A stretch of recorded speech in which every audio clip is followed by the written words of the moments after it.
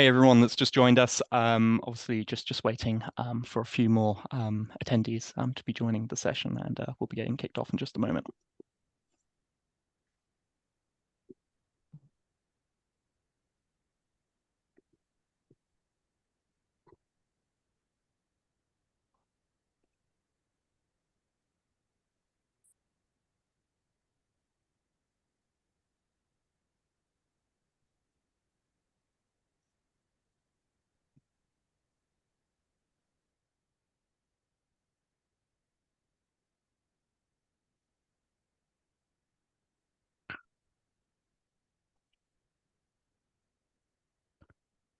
All right, great.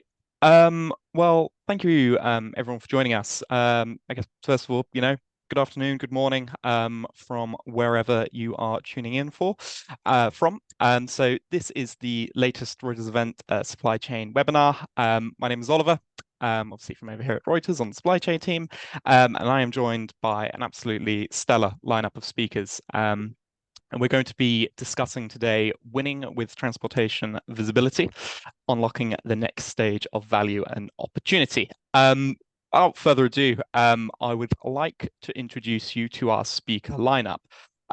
So we have Jeff Kim, SVP of Operations and Strategy from NTG here. Hello, Jeff. Hey, thanks for the intro. As Oliver said, my name is Jeff Kim, SVP of Strategy and Operations over here at NTG and TI. My team and I are responsible for driving strategic initiatives and optimizing operations. NTG and TI, under TI Holdco, bring about over 2 decades of multimodal experience and expertise and our tech to the logistics industry. We're a customer-centric organization that combines our expertise of our people with our proprietary tech to provide the best experience and value to our customers. Thanks, Oliver. Thanks, Jeff. We also have with us Jared Weisfield, who is the Chief Strategy Officer from RXO. Jared, how's it going? Good morning. Thanks for having me. Jared Weisfeld, Chief Strategy Officer of RXO, and RXO is one of the fastest growing digital truck brokerages here in North America. We've got our truck brokerage business, which is about 60% of our revenue, and then we've got 3 complementary services, including managed transportation, last mile, and freight forwarding. So we offer transportation asset-light solutions to our customers, which are the largest in North America. We deal with the Fortune 100, Fortune 500 customers here in the U.S., and look forward to discussing visibility and supply chain with you today. Yeah, thanks, Jared. We also have with us as well Zach Jecklin, Chief Information Officer of Echo Global Logistics. Hey everybody, Zach Jecklin here. Appreciate you having me on the webinar. I've been at Echo Global Logistics here for close to 15 years. Echo was founded in 2005. I started in 2008 in the finance organization. I've led different finance functions. I led strategy functions for a while. And now I have the pleasure of leading our technology team as we continue to innovate and make progress towards the future. Echo has had tremendous growth in our 18-year history. We've gone from 0 to roughly $4 billion of freight spend. We also offer roughly about $1 billion managed transportation offering to small to mid-size shippers out there. And we have about a $3 billion brokerage that's multimodal in nature. So we do a lot of truckload, a lot of LTL, mostly North American. I appreciate you having me here. Yeah, no problems Zach, at all. And finally, we have Chris Kobus, SVP of Growth from Project 44. Hi, everyone. Thanks for having me.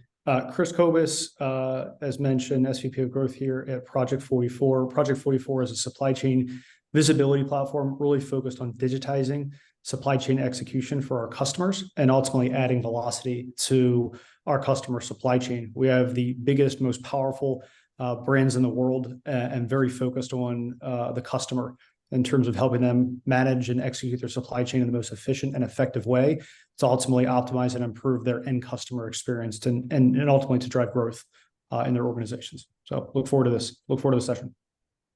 Great. Thank you, everybody. So yeah, to kind of get us started off then, obviously, I think everyone on this call can agree that transportation visibility is important, right? However, we thought that it might be quite a good idea to kind of put out a little poll to all of the attendees to kind of see, you know, how you would rate your organization's transportation visibility. It'll be on a scale of 1 to 10, and we will be revisiting this a little bit later. I'm just launching that poll now, so it is live now. So please feel free to respond as appropriate. But yeah, following on from that, you know, it's all well and good us talking about transportation visibility, but ultimately it means, you know, very different things to different organizations. So yeah, kind of just wanted to throw that back, you know, to the speakers here. You know, what does visibility mean to logistics service providers? I don't know whether maybe Zach wants to take it away first, what it means to Echo potentially. Yeah, sure. I'm happy to start. I think back to maybe a decade ago, and when you thought of visibility, you thought of tracking visibility, and that was where, you know, shippers just wanted to know, where's my freight. And you look at where we're at today, and you look at tracking visibility, and that's basically table stakes at this point. Full visibility to Echo includes far more than that. When I think about the value that visibility can bring to a shipper, I think about carrier options. And so, does a shipper know all the different carrier options that they might have for a particular mode, and the service offerings of those particular carriers, and what the different options might mean to them and their supply chain? I think about modal options. And so it might just be that somebody ships something LTL over and over and over again, and there might be other options that are a better fit for them, or consolidation might be a good fit for them.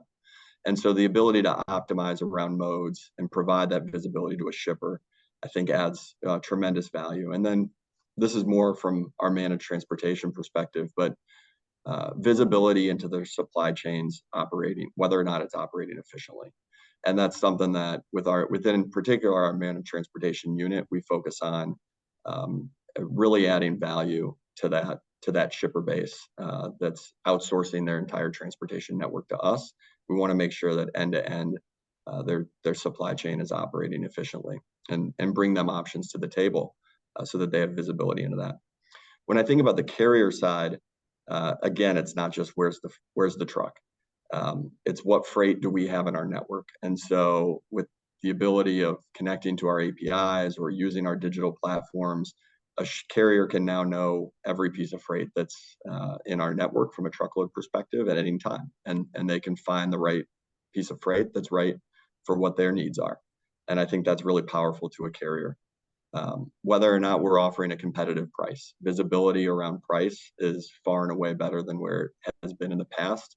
And I think that's meaningful, both for the logistics service providers like us, but also for the carrier bases out there, to make sure that they're getting paid fairly for their capacity.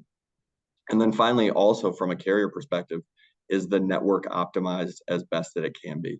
And for this particular case, I really think about our partnership with the LTL carriers at Echo, and being a partner to them and helping make sure that the freight that we're putting into their network is freight that they want. We're filling areas that they have gaps in, so that it can be a win-win for both us and our LTL partners. Yeah, thank you, Zach. No, that was you know, a really interesting kind of overview there of kind of what it means kind of from your side of things. I mean, I maybe want to bring in Jeff. You know, obviously see that you're kind of more on sort of the operational side of things. I just wondered maybe, you know, there's a slightly different angle that you're approaching it from in your team. Yeah, really, to me, visibility is data, right? Massive amounts of data that we put into the system. And I know, you know, AI is the hot topic lately with everything going on, but having all that massive amount of data, and obviously it needs to be accurate and clean, it allows us to collaborate with our carriers, our shippers, our receivers, so that we're proactive in everything that we do, right? You start to see trends, you start to uncover inefficiencies from both an operational and just overall network standpoint, and you start working collaboratively. I think in the past, right, as Zach said, you know, it's just, hey, where's my truck? Where's my truck? But it's becoming, well, hey, I think you end up better and I end up better if we try out this new thing that I've noticed, right? Hey, shipper A, we've noticed that you've been, you know, going full truckload or intermodal, as Zach mentioned, modal optimization. Hey, why don't we combine these shipments helps us from an efficiency standpoint, cost standpoint, environment standpoint. Really, it's data to me at the end of the day, and the visibility to it allows us to optimize our operations along with our carriers and shippers. Yeah, sure. No, that's yeah, I think the data point and obviously AI, I mean, that's something I think we're going to come to a little bit later. But yeah, I think at the end of the day, none of this is possible without those data points. And maybe I actually want to bring in Jared there as well. Just to kind of get his views on what visibility actually kind of means, to an organization like RXO and the clients that you work with. Is it kind of as simple as kind of just data, or are there kind of other angles, that you're taking over there? Yeah, of course. No, I think Zach and Jeff brought up great points in terms of access to where your freight is. That is completely table stakes at this point, right? So giving visibility to our customers, our shippers, and for RXO, it's the largest shippers in North America in terms of over 50 of Fortune 100 customers, over 200 of the Fortune 500. Freight is always on the move. Having direct and integration and access to our carrier base, it's table stakes. Ensuring that taking that one step further, risks to all freight at any point in time and all shipment that's on the move, that's absolutely critical. And leveraging our technology, which is homegrown. And I think Jeff brought up a great point, access to that data. I mean, we've been doing this now for over a decade, and having access to the data, not only in our brokerage business, where we're the fourth largest brokerage here in North America, but also in our managed transportation business, where we've got $4 billion of freight under management, which has doubled over the last 3 years. Having access to all of that and leveraging that data effectively to ensure that our customers are having that visibility that they need, I think is critical. And the carrier point is great too, in terms of we have access to 1.5 million trucks from a capacity perspective, over 120,000 carriers, and being able to leverage that capacity effectively, leveraging them across modes, whether it's full truckload, LTL, combining into a more efficient route, and doing so in a manner that's pretty efficient for both us and our customers and our carriers, right? At RXO, 96% of our loads are created or covered digitally. So really pushing the envelope in terms of technology development as well, where data is so critical. Yeah, no, that's it's great to hear, Jared. Yeah, and that whole sort of created digitally as well. Is such an important point nowadays. As we sort of move sort of away from the phone call, to the website. Yeah, it is just an additional data point at that point. It's instantaneous as well, right? It's immediately on the system instead of requiring input. I also want to bring in Chris, on that sort of visibility discussion there. Just kind of see, how maybe an organization, like Project 44, where you're from, is kind of coming in with those data points and kind of putting them to work, so to speak. Yeah, no, Chris, take it away. Yeah, no, it's a good topic. I think the points that were brought up by everyone are super relevant. I think that how we think about kind of the problem statement around visibility and ultimately the use case that we're able to service with our customer is being able to take all of this data, right? Irrespective of mode, irrespective of geography, but also being able to unify that data and structure it in a way where you can execute on a workflow from that data. I think it was Jeff earlier who mentioned, at the end of the day, the data is key, right? The data is core. I think that's absolutely kind of the foundation. But then being able to take that data and being able to really understand where exceptions are occurring in your supply chain in real time, and then ultimately being able to take that data, which is something we're doing here at Project 44, and actually derive intelligence off of that data, whether that's in the form of ETAs, whether that's in the form of predictions to milestones and events from specific carriers or so on. Being able to derive intelligence, I think, is really important, and ultimately automate processes around where exceptions are occurring or may occur, and then utilize what I would say is this new ecosystem of data to really empower and drive decision-making in your organization, whether that's in the form of managing lead times that can impact inventory, whether that's in the form of properly evaluating carriers' performance, and using those metrics to buy freight more strategically, or use that in the form of understanding trends on how products being delivered to customers or fulfillment centers to help manage and improve expectations with those end parties, I think is really important as well. Yeah, 100%, Chris. Yeah, I mean, for myself, that sounds Yeah, I can clearly see how that kind of links into what the other guys were saying there. I did also kind of just want to ask you as well. Obviously bearing in mind that you're sort of more on the kind of technology provider side of things. You know, along with the other guys here, I mean, how can logistics kind of service providers kind of synergize best with their provider? Obviously plug and play is maybe something that we're aiming towards. But yeah, I thought I'd kind of put that to you. How can they sort of best interact with, you guys to make it as fruitful a partnership as possible? Yeah, it's a great question. I think that, ultimately, what our customers are asking for from their logistics service providers and from their carriers is transparency in the data. So I think the topic of data democratization is something that's only going to increase and strengthen in the years to come. But a big topic for us is always customers will come to us and say, what data do you need from my carrier, and what is the connection methodology that carrier should service in order to be able to provide that data, right? And we look at it as being totally, carrier agnostic.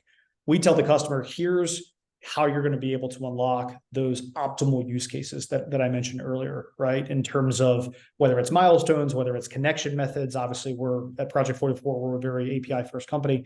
Whether it is latency, best in class latency, to be able to service those true real time use cases. I think that's the best way to find kind of synergy and between synergy between a logistics service provider or a carrier, and ways to kind of synergize and communicate the most effective way with your end customer. Right, cool. Yeah, no, that's really insightful. Thank you for that, Chris. I did also kind of want to touch back there on maybe bring the conversation back to something that was mentioned a little bit earlier, sort of that predictive sort of insight into exception. I don't know whether one of you guys would like to provide I guess maybe a little bit more insight, how that's being sort of actioned in your organization and kind of what that looks like on the ground, sort of interacting, with those customers. Yeah, and Oliver, just to be clear, we're talking about exception management. 100%, yeah, and how visibility plays into that, yeah. Yeah, no, absolutely. And I think it's really important for RXO. I mean, we've so much freight on a daily basis, and you know, leveraging technology in a way to effectively automate and make it easier from an exception management perspective is absolutely critical. But at the same time, certainly the philosophy at RXO really is that intersection between technology and human capital, because ultimately, like this goes back to, certainly for RXO, almost half of our volume comes through carriers that have anywhere between 1 and 10 trucks, right? So you think about where our capacity comes from.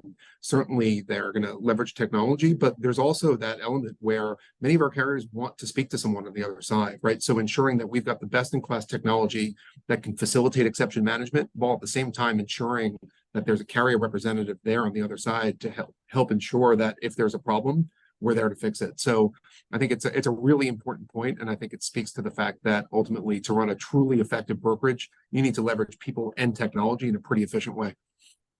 100%. I'll jump in and maybe add something there. Like one of our taglines at Echo is technology at your fingertips, experts by your side, because we understand the value that comes from both of these.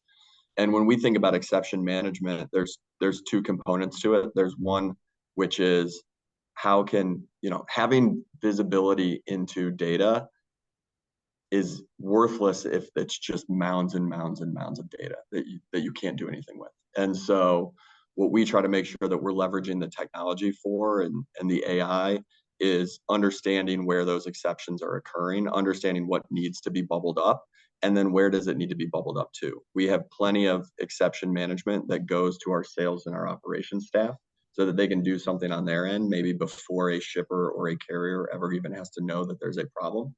And then we have other sets of exception management that goes directly to the shippers or the carriers, because we know it's that important to get in front of the end constituents as fast as possible. And so we think about it from both of those lenses. Yeah, sorry, go on. Even more recently, we've leveraged AI now to just solve some of those problems on their own. And so I guess there's a third component, which is don't send it to the person at all. Just send it to the process or the job that will fix it. Yeah, I was going to touch on that as well in terms of, leveraging artificial intelligence and machine learning in a way that is effective, where you can get ahead of the problem and have that predictive capability to the point where you can get that resolved without human interaction to the extent that's possible, and making it even more efficient on both ends. I think that's certainly critical. Yeah.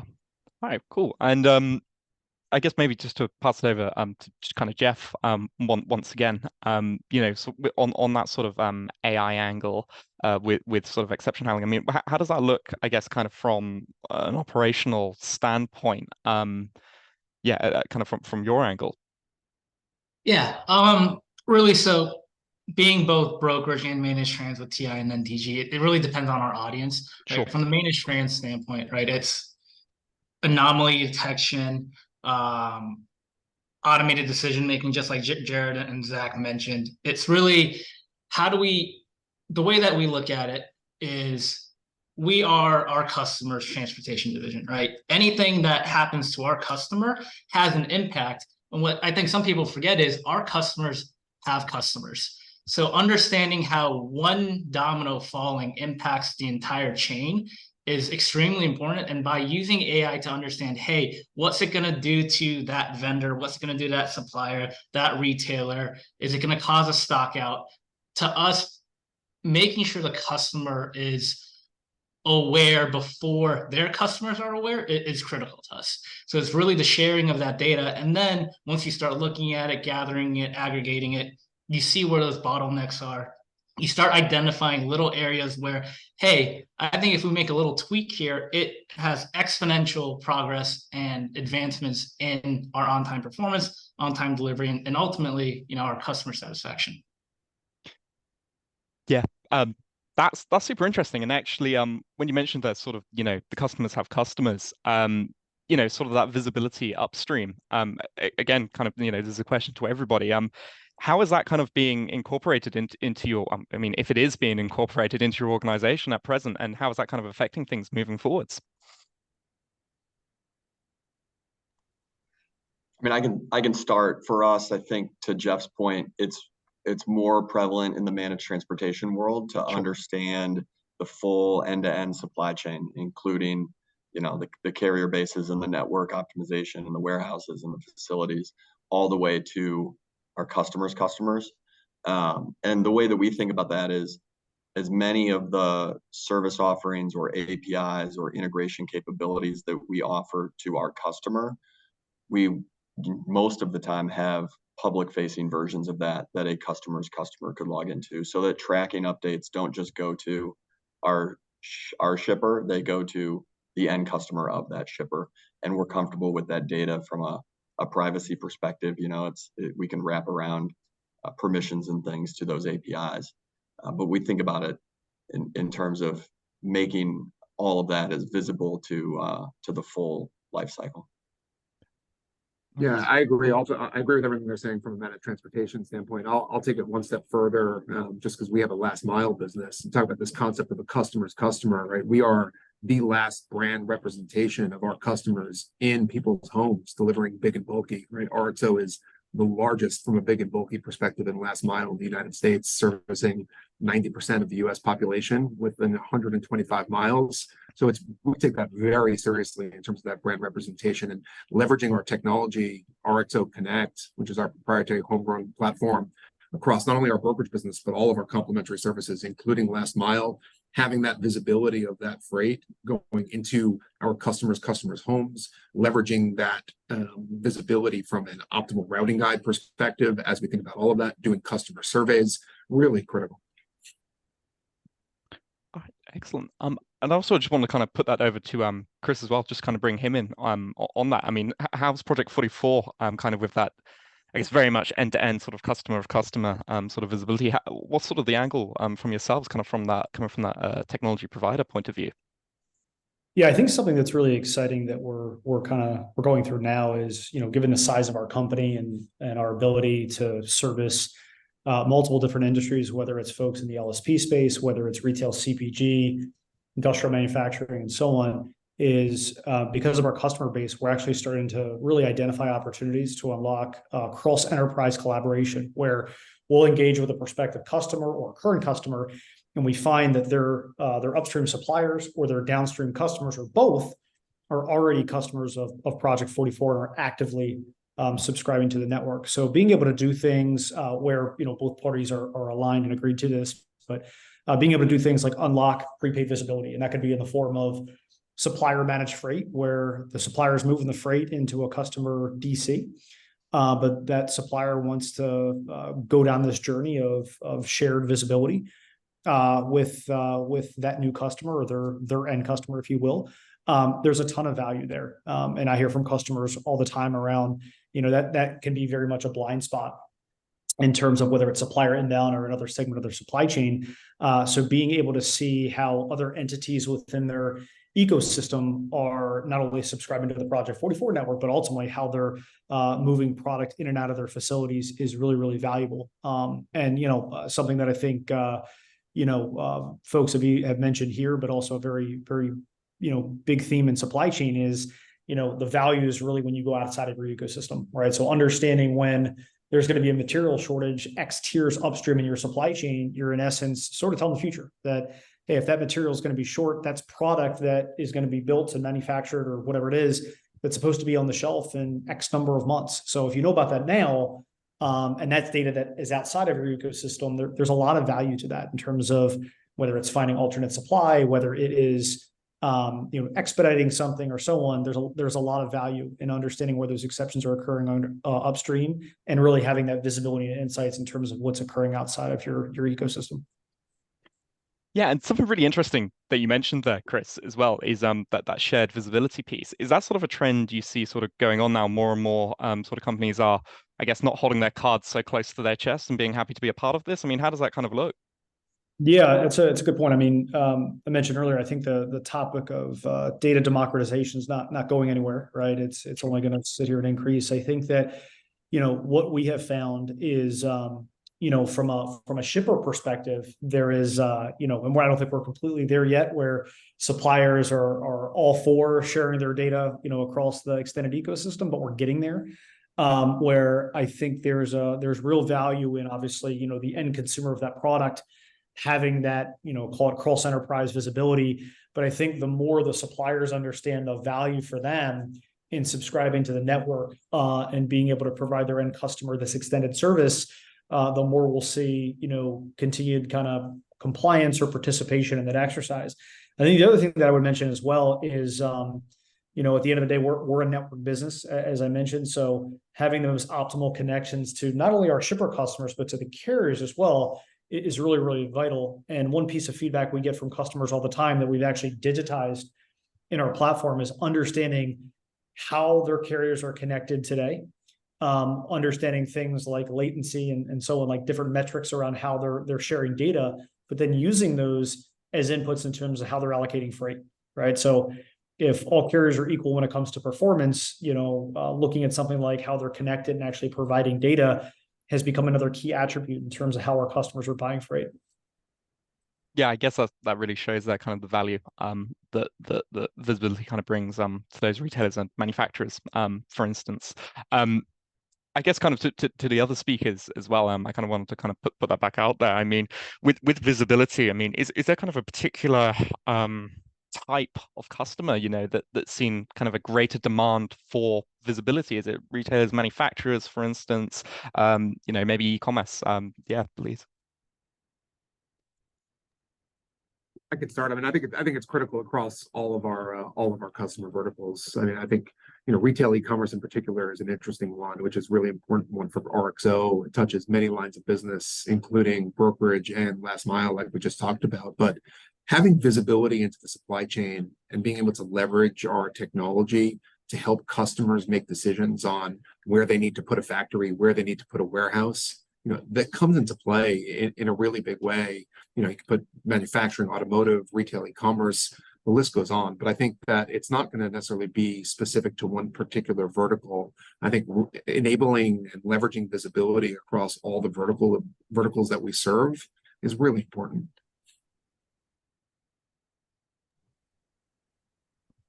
Yeah, I mean, I concur. It's across the board. I think each individual type of visibility that we started the conversation with is important to different types of shippers or carriers at the end of the day. Your owner operators, the thing that's most important to them is probably understanding the freight within each of our networks, right? And having access to that in real time. You look at a Werner or a Swift or a Knight, and it's probably more around network optimization. How can Echo be a part of their network to help fill gaps when they have them? And so I think that's true across the board. It depends on the shipper, depends on the carrier, but aspects of visibility is incredibly important across the board. Yeah, and I'll kind of, my answer will be more based on really just the type of shipper it is and what it is you're shipping, right? So obviously, a lot of manufacturers, auto manufacturers, really need high visibility because, hey, a plant shuts down for a few minutes, a few hours. That's a real impact. And then, the ones that really need high visibility, because at the end of the day, you want visibility because you want to make sure your shipment is on time, right? So it's FEMA, disaster relief, things like that, where every minute matters. So anytime something changes, they have to change things on the back end at the end of the day. Obviously, in a perfect world, if you can just tell your customer, hey, it's going to pick up on time and it delivers on time every single time, there probably wouldn't be as big of a focus on visibility and tracking, but we know in the real world that really doesn't happen. And that's also such a great point in terms of, I mean, the opportunity cost of the freight not arriving, especially in some of these mission critical industries, is enormous, right? I mean, you can have automotive plants that go down and, you're talking about a really significant cost. So I think, when you talk about, especially with it, whether it's managed expedite, whether it's brokerage, we're talking about mission critical freight, and visibility is critical for that very reason. Yeah, when we think about some of our algorithms and AI that's used for matching the right piece of capacity with the right piece of freight, a few of the price is obviously a big component there. Service is obviously a big component there, but visibility around tracking updates and on-time pick and delivery is a huge part of that as well. We have plenty of customers that we take different approaches depending on the customer. We have some customers where visibility has to absolutely be a yes for that carrier to even show up as an option because it's that important to that particular customer. We have other customers that would say, yeah, 1 or 2 tracking updates a day, that's fine. Give me the best price. And so we make sure that we have different settings for different types of shippers out there. Right, great. No, that's super interesting. Yeah, how it kind of affects those industries in different ways. Certainly on that mission critical side of things with yeah, an automotive power plant. I could definitely see how that'd be a pretty big disruption. I guess kind of while we're on the topic of kind of what different customers are looking for, I just maybe wanted to kind of point the inquiry towards ESG and issues surrounding emissions and the like. And I just kind of want to put that to you all. How important does that aspect of I guess visibility been kind of over the past couple of years as those concerns start to come to the fore again? I can start there Sure. if that works. I think that from the Project 44 side, this is something that really has come up for years from our customers in terms of looking at obviously with scope 3 emissions and supply chain being such a large part of that.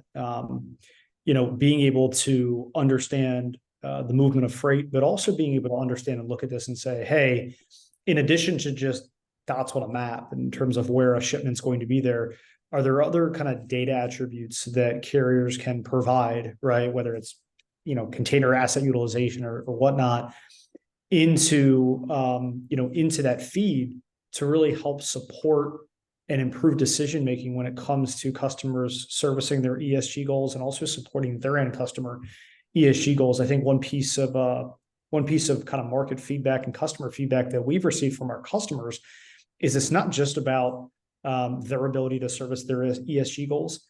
It helps them become more competitive in the marketplace and gain new market share when they're able to tell their end customer about their ability to service their ESG goals and their subsequent customers' emissions requirements as well.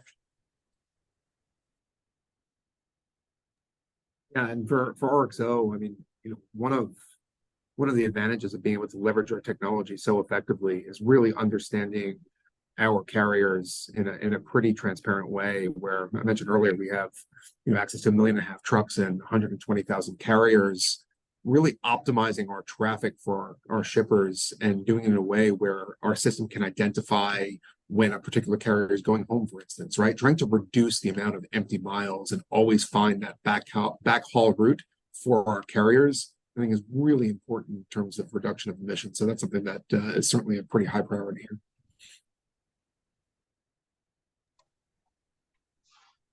Yeah, the shipping air used to be a conversation around wasted cost, and now it's still a conversation around wasted cost, but sustainability and environmental impact has become a big part of that. And I think to Jared's point, and Jeff would probably feel the same, a 3PL or a logistics service provider and our access to both shippers and carriers and being able to bring those together and eliminate some of that waste, the flexibility that we have as a player in that market, I think is allows us to keep trying to drive that further in the industry right now. Yeah, I think everybody here hit on everything that I would mention. Really, it's to me back to the beginning. It's that data, right? And then also making that data visible to not just your shippers and carriers, but potential other partners. What I've found is that once you start almost publicizing it, right, and getting that perception from the industry, you start finding strategic partners who have the same values, who have the same goals. And it's a lot easier to play with a teammate that's going in the same direction with you than it is somebody who's just looking for the lowest cost at the end of the day. Yeah, no, that actually raises a really interesting point there, Jeff. And when you kind of talk about finding those partners, are you finding at the moment with ESG that those partnerships are, I guess, in number kind of going up? Are you seeing that kind of reflection of ESG being taken more seriously, or yeah, how's it kind of looking, I guess? Absolutely. And it's not just transportation, right? What we found Sure. is that we're finding non-traditional partners, at least from a transportation standpoint, that everybody has their environmental goals. And I guess what I'm trying to say is it's not just transportation that's driving towards it. So the typical vendors that you never would work with, we're starting to collaborate with them. And again, sharing data that they have that we've never thought about ingesting, putting that into our models, sending that to the data science team and figuring out ways to drive towards our ESG goals. Yeah, no, that's excellent. Yeah, sounds like a really, really interesting sort of angle. Yeah, to kind of get those alternative data sets in. I guess while we're on that topic of how fruitful it is to have those external data sets and all the data sets in fact kind of afforded by visibility. I did just want to check in on the visibility scale. So I'm going to bring that to an end. So I don't know whether you guys can see that. I think I can share it in the group there. So it looks like pretty sort of normal distribution, maybe slightly towards the higher numbers. But yeah, I think what we can see from this poll is that organizations of all different sizes are really at very, very different different stages of sort of that visibility journey. So I guess with that in mind, again, if I could kind of put it back to you guys, with your partners, when you say that you kind of partner with them on the visibility side of things, what sort of actions do you guys take to kind of get your customers up to speed with the visibility as well, kind of on their side, to kind of get them to catch up? Because obviously it sounds like you guys are really advanced. How do you bring them up to your level and try and get them to integrate properly? I mean, I'm happy to start. First off, if you're, one of these fives or below, call one of us, preferably Echo, because we can help you out. I think the way we think about it is not all of our shippers and carriers are created equal. The technology advancements and their ability to adopt different technology standards are not created equal. And so Echo thinks about trying to have different options for different players within the space. And So for us, what's most important is that no matter if you're shipping 1 or 2 loads for us a month, or if you're shipping 100 loads a day, you know what those options are so that we can most efficiently connect with you. If it's an EDI or API connection direct to the shipper or carrier, fantastic. If it's utilizing one of our external platforms like Echo Shipper, Echo Drive, fantastic. If it's automated emails, fine.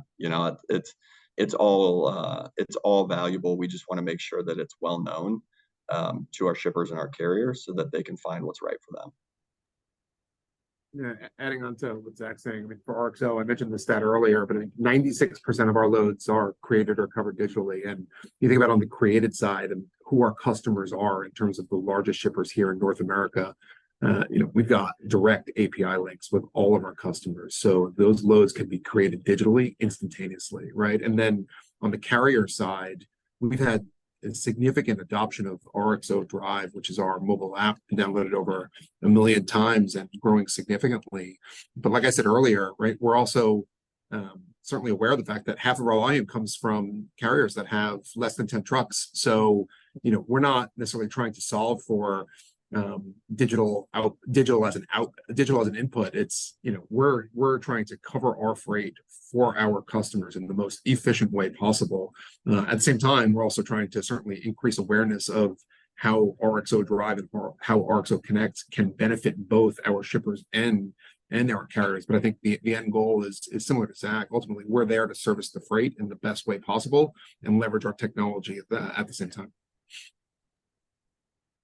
Yeah, I think Jared and Zach hit all of it. To us, it's really the path of least resistance to our customer. And when I say customer, it's not just the shipper, but our carrier as well, right? So we have multiple levers that we'll pull depending on what that specific carrier shipper wants. Hey, you never want to talk to a person? Great. You can use our portal, our app, emails, whatever. You want to talk to somebody all the time? Hey, we've got hundreds of reps that'll pick up the phone, ask you how your weekend was, and then also tell you what's going on with your shipment. So to us, it's the path of least resistance. Obviously, wanting to optimize operations, I'd like to have no people involved, but at the end of the day, a lot of our customers are smaller shippers, and they really do value that relationship where the person across the phone on the other side of the email, knows what their day's like, knows what's important to them, and really values the partnership on top of the technology and service that we offer. Yeah, no, that's great. Thank you so much, kind of all three of you there. With that, and obviously with Chris as well, to kind of bring him in kind of from that technology provider point of view there as well. I assume kind of with many of your clients as well, I'm sure. How does that kind of look from your end when you're maybe working with a client that maybe isn't necessarily as technology advanced as maybe the Project 44 system might like, for instance? Yeah, no, it's a good question. I think that look, I think when we engage with customers, they as you alluded to, everyone, it varies, right? We have some customers that have made a very sophisticated investment in terms of ERP and TMS and so on. And they've already, kind of engaged their customer base on this path of digitization. But we also have customers that don't have a TMS where, we have processes in place where we're able to take through, shipment information and enable that visibility. And I think, look, I think at the end of the day, you have to, I think it's important to be able to kind of service all aspects of that spectrum, whether it's shippers or LSPs that are very advanced or others that are just starting to go down that journey. I do think that what we have found is, for the customers that have kind of built the foundation of digitization, whether, again, that's in the form of an ERP or whether that's in the form of a control tower or so on, is there is a kind of a force multiplier that they see in terms of the ROI of being able to add a visibility solution on top of that. But I also think at the end of the day, the folks that are maybe less sophisticated from a technology perspective, the value profile only can grow from there. And I think the other side of it too is, while there might be limitations in terms of, hey, based on your technology infrastructure, maybe you struggle initializing some percentage of your shipments or so on. There's so much low-hanging fruit, right? There's so many processes that they're out of the gate able to automate. There's so much visibility, pun intended, right, that they're able to see to help understand dwelling patterns. again, things that they had no insight to before.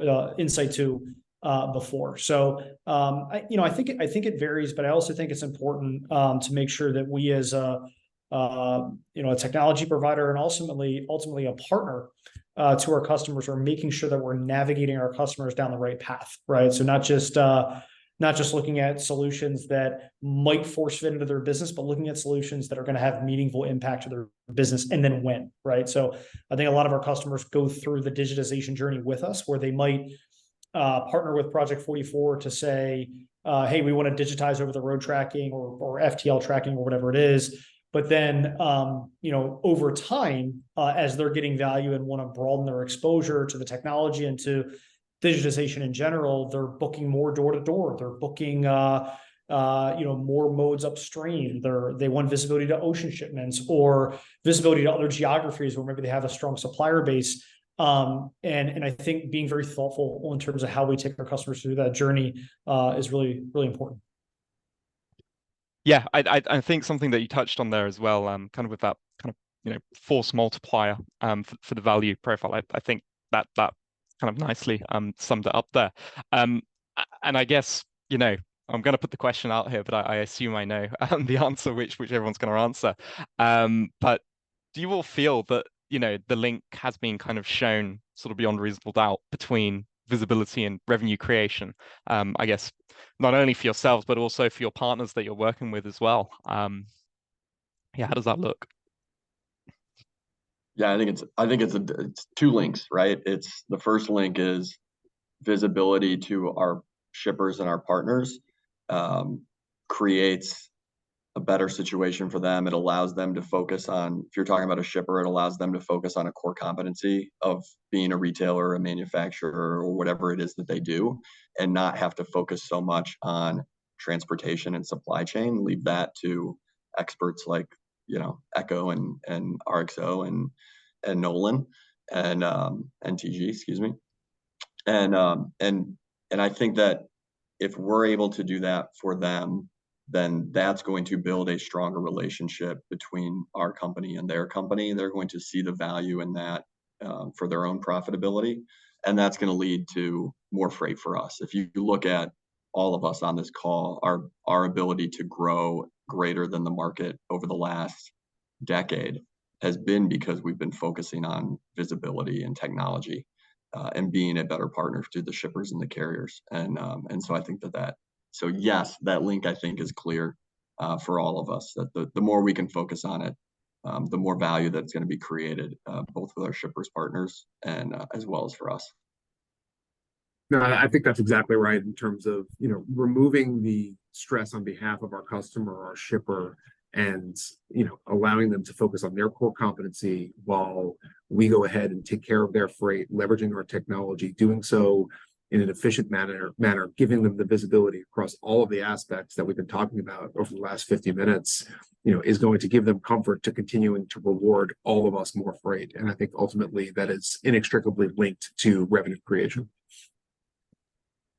Yeah, you guys hit it right on the head. It's all about the customer, right? A better experience for them, right? It increases the loyalty, creates repeat business, additional business. And on top of that, it's word of mouth at the end of the day. So people hear that you're servicing X shipper really well. Well, hey, Y shipper also wants that service at the end of the day.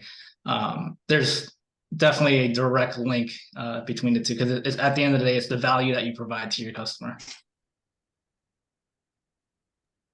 I think just from the technology side, thinking about this from both Project 44, but also from our customers, I think it's very clear. I think that, our customers, as they've come to us, they've been through the process of high levels of investment on the technology side with regard to ERP, with regard to planning solutions.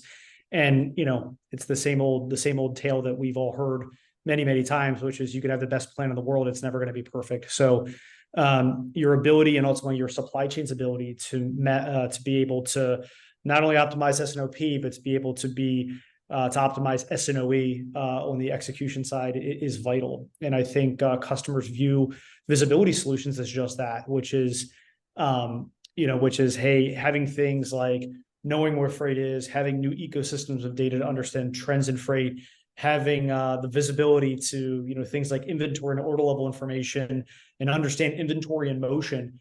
Immense value there, immense value in understanding and seeing variability in demand and having that real-time visibility into supply and being able to make better decisions. There's absolutely a revenue impact there, whether it be a reduction in canceled orders, whether it be improvements in on-time and full delivery and customer satisfaction. I think that's very evident to our customer base. Yeah, that's great to hear from you all. Oh, sorry, I just saw Jeff just unmuted himself there. No, please go ahead. Oh, well, Chris actually brought a thought into my mind there where, you mentioned the holistic environment, right? So from a managed trans standpoint, what I've seen is when you get that tracking data into your customer's CRM, their ERP, their TMS, and it can trickle all the way through their system, it gives those decision makers on the customer side a full view of their operations, right? And one thing that was nailed into my head when I was at some of these shippers for a while was, what is the overall value you provide and the cost to serve at the end of the day? And once you start seeing that holistic view across the entire supply chain, you can really put a number to those things. Yeah, that's that's I think probably the biggest takeaway I think that I've had personally from this webinar is absolutely how it seems to touch absolutely everything kind of in that supply chain. If you have visibility on it, you can do so much kind of with that data. I did actually want to just bring kind of the conversation back to AI. I know we discussed it kind of a little bit earlier. Obviously, the link between revenue creation and visibility, I think we all agree is, pretty clear at this point. But with AI, I think, at least from my reading on the internet and on articles and whatnot, there tends to be a little bit of a question, is it going to be the next blockchain? Is it going to flop sort of thing? So, I wanted to kind of, again, put it back to you guys. On the AI side of things, where are you seeing the greatest tangible impact kind of at the moment? From implementing that kind of with respect to visibility? Yeah, I can start. AI is not something new for RXO. We've infused AI before it was on CNBC every single day, a decade ago, when you think about just the implementation of our core technology and our platform, which was built from the ground up. So the AI is used across all different aspects of our business. Certainly from a visibility standpoint, can we leverage our technology in a way where we can help our shippers determine where they need to put their next factory and warehouse, like we were talking about earlier? I think that's absolutely critical. Can we leverage AI and ML so when we receive a load from our customer, our carrier reps know exactly which carrier is optimal for that particular load in terms of geography, time of day, and mapping all of that out using our proprietary algorithms. Taking it one step further, maybe not necessarily on the visibility side, but we use AI heavily on our pricing algorithms in terms of how do we procure capacity and transportation, leveraging our pricing algorithms in a pretty sophisticated way.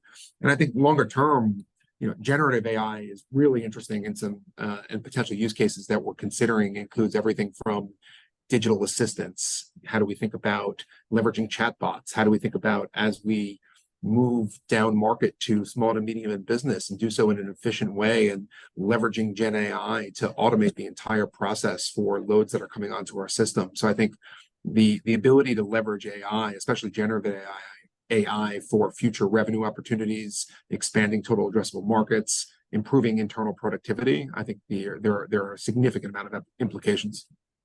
That's good. Yeah, well, very well said, Jared. I mean, I think that the only piece that I would add is, agreed, AI has been embedded deep within our code base for many, many, many years. It's in all the same places that Jared just mentioned there. I think the reason it's become so mainstream over the last year and a half or so is because of this generative AI capability. Now, all of a sudden, puts the value directly in the hands of people that wouldn't otherwise be able to leverage AI, right? So before Gen AI, if you were a shipper or carrier and had limited technical capabilities, or just a human being, right, like myself, I'm at the liberty of whatever use case somebody has used AI for at that point in time. Now I can go on ChatGPT and I can think of whatever use case I could possibly want. And and it's going to work in some way for me because of the way that it's structured. And I think, to Jared's point, offering that to our shippers and our carriers so that they can feel in control of answering questions that we may not know even at this point that they had. I think that that's going to be powerful as that becomes more prevalent in the industry. Yeah, I think from our side, AI, ML, similar to as others have said, it's nothing new for us. It's capabilities we've had for years in our platform. I think, initially we looked at it as saying, how do we provide really powerful dynamic ETAs, based on real-time occurrences when it comes to route behavior, geopolitical events, weather, traffic, all that stuff. I think in the supply chain environment that we're in today, what's become also really powerful is not just looking at it in the form of ETAs, but also lead time trends, carrier performance, dwelling patterns, and predictions to dwelling patterns based on that real-time behavior of that freight. I think that's become really, really powerful when it comes to decision making and how decision making has been improved based on utilizing visibility capabilities.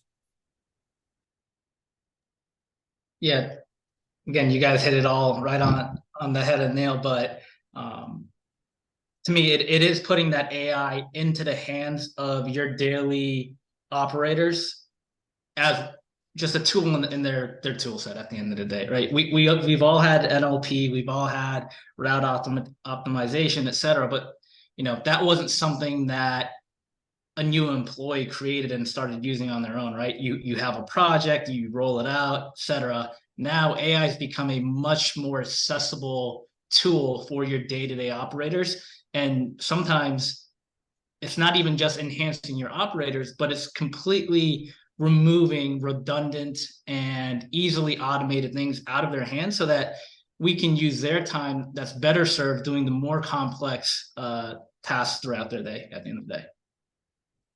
That's great to hear. Right, excellent. Certainly sounds like AI is yeah, certainly nothing new, and we're going to see increasingly greater gains from it, which is great to hear. All right, cool. Well, obviously we can see that we're coming to the end of our time here. So I did just want to kind of just put back to you one final question, just for each of you to answer, I suppose relatively briefly. You know, with the industry where it is at the moment, what is kind of the one thing that excites you most sort of going forwards over the next 12, 24, 36 months, sort of that midterm sort of period? I can start. I mean, I think it's going to be continuing to leverage technology in a way that makes the life of our customer easier, right? I mean, I think it's been a pretty common theme across this entire call that central to RXO, and certainly sounds like central to all of my colleagues on the line, right? It is the customer experience is everything. The shipper is everything, but it's also the intersection from our standpoint. It's not, it's also the shipper, but to have that quality of customer service that we want to provide, you really need the carrier base, you need your employees, you need everyone centralized around that common goal. So leveraging technology, but doing it so in a way where it also effectively leverages the people, I think is really critical. And very excited to see all the developments that we as an industry will make from a technology standpoint over the next 5 to 10 years. Yeah, I've seen. Oh, sorry. Go ahead, Chris.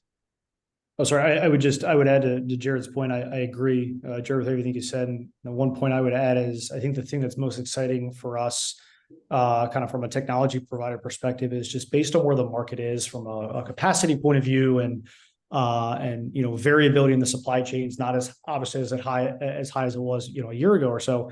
It's really for us, and most importantly for our customers, it's time for optimization. I think in terms of saying, hey, how do we, ETAs aren't as variable as they used to be. There's capacity that we can utilize and get.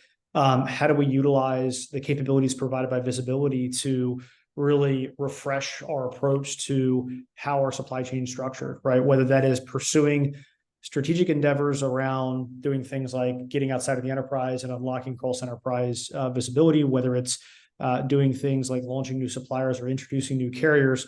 The feedback we hear from our customers is now is the time to do so. But more importantly, they can do so because of the capabilities provided by visibility. Agreed. I've been lucky enough to be in this 3PL space for 15 years, and I think about the advancements in the second 5 years compared to the first, and the speed at which those were happening. Far was, was in far excess of what was happening in those first 5 years. And then I think about the third 5 years and how much advancement has happened compared to the second, and it's night and day faster than that. And I think about the last year and a half or so, or last couple of years, and that trend continues. It's becoming exponential, what we're able to do with technology and provide value back to the shippers and the carriers. And what that means for our people is that they can spend more time. I think it was Jared or maybe Jeff said it, spend more time doing the things that matter, and doing the things that are going to add value to the end constituent. And the books of business that I've seen our sales reps be able to grow into, and the efficiencies of our operators over the last few years have never been higher. And I know that that trend is just going to keep continuing. That's what makes me pretty excited to be a part of that. Yeah, I've been in the same seat as Zach, right? I've been in the industry for over a decade. The first 5 years have been very different than the last 3 to 4. And I think the thing that's most exciting is through this collaboration at the end of the day, I think a lot of us have becoming much more open to collaborating, even if we have the same customer, right? There's ways that we can work with each other. And I think that forces us to drive innovation from within. And I think that's what we're seeing the last 2 to 3 years. We're trying to be first while also working with each other. So it's almost like we're playing with an open playbook against each other, but it's driving competition. And at the end of the day, competition drives a better value to both our shippers and our carriers. All right, great. Well, everyone, the entire session was, yeah, super insightful. Thank you so much for joining us. Yep, to all the attendees, thank you so much for joining us for this live webinar. There will be a recording sent over to everyone. So if you want to recap anything we discussed, please feel free. But yeah, from myself, thank you to all of the speakers, and yeah, hopefully catch you in the next Reuters supply chain webinar. Thanks, Oliver. Thanks, Reuters. Thanks for having us. Everybody joining in. Cheers, guys. Appreciate Thank you. Bye-bye.